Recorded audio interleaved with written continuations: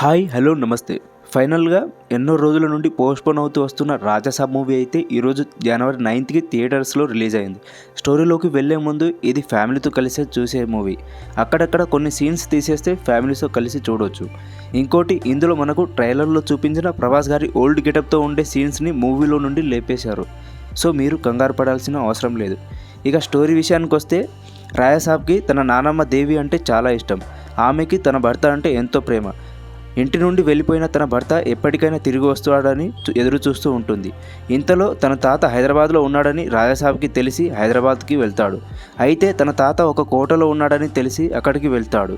వెళ్ళిన రాజాసాబ్కి తన తాతను ఎలా కలుసుకున్నాడు, అసలు తన తాత ఎవరు, ఆ కోట నుండి తను ఎలా బయటపడ్డాడనేదే స్టోరీ.